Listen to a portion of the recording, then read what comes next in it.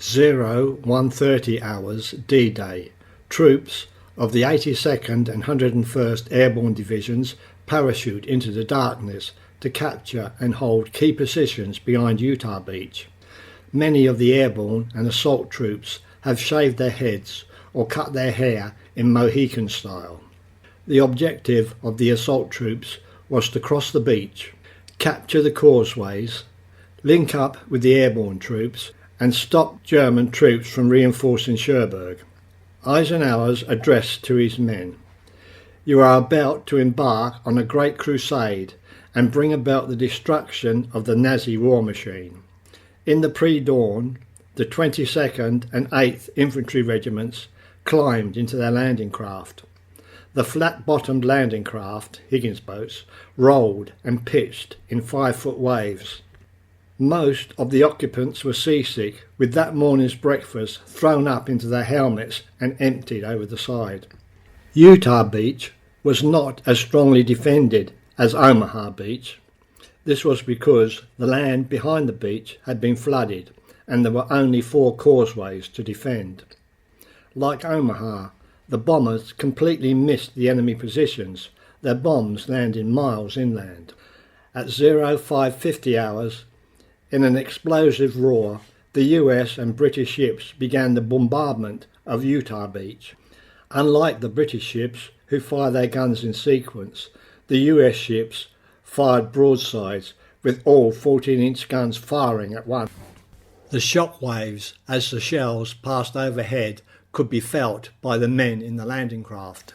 The men in the DD duplex drive amphibious tanks looked at the rough seas with considerable apprehension. The DD tanks had not been designed for seas as rough as this. With high canvas screens to keep the sea from flooding into the tank, they certainly weren't very seaworthy. Not a very good place to be should the sea broach the canvas barriers and the tank sink like a stone. The launch of the amphibious tanks was to be at 8,000 yards. This was reduced to 5,000 yards due to the rough seas. As the landing craft approached the beach, a fearsome noise was heard overhead. It was the screaming of rockets fired from specially adapted LCTs, each with 1,000 rocket racks welded to its decks. Again, like Omaha Beach, all the rockets fell short of their target and landed harmlessly in the sea. The landing craft, carrying the US 4th Infantry Division, were headed towards the heavily defended position in front of Causeway No. 3. In the confusion of smoke from the bombardment, strong tides and the sinking of control craft, the assault craft were off course. They touched down 2,000 yards east of the designated landing area opposite Causeway No. 2.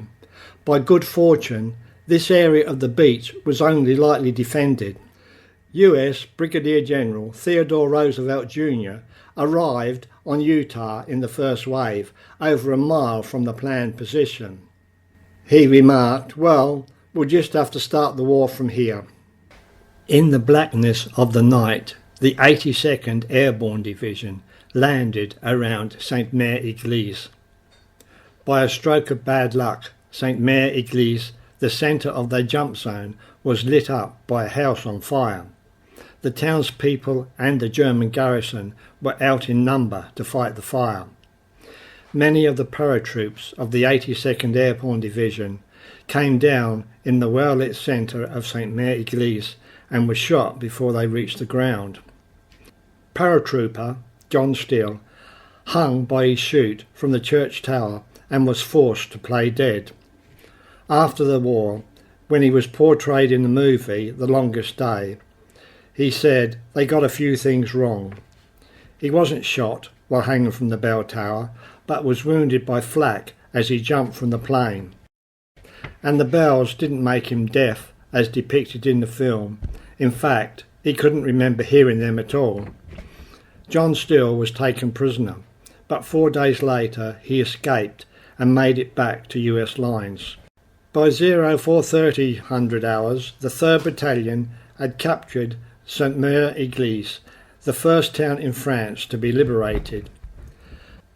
That morning the German 1058th Grenadier Regiment, supported by tanks, counterattacked at Sainte-Mère-Église.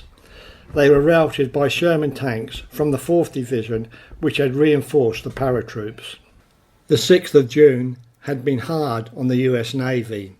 Over a dozen landing craft, 2 destroyers, 2 troop ships and 3 minesweepers had been sunk.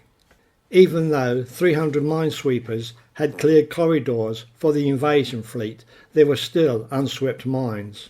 At 1700 hours on the 5th of June, the first ship to be lost in the D-Day invasion was the minesweeper USS Osprey, which detonated a mine and sank with the loss of 6 of her crew. At 06:33 hours on the 6th of June, the destroyer USS Corey struck a mine and sank with the loss of 24 of her crew. The minesweeper USS Tide detonated a mine which exploded under her keel, lifting her out of the water, breaking her back. The troop ship USS Susan B. Anthony detonated an oyster mine and sank.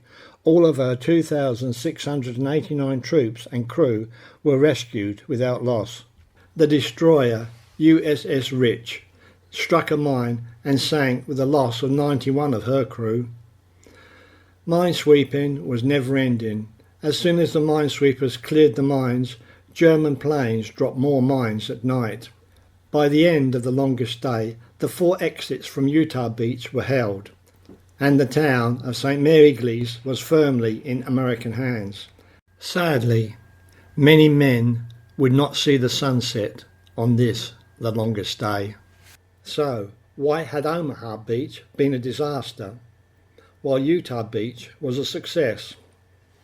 At both Omaha and Utah, the bombs had completely missed their targets, and the rockets had fallen too short on both beaches. At Omaha, they had the misfortune of strong enemy units moving into the area a few days previously.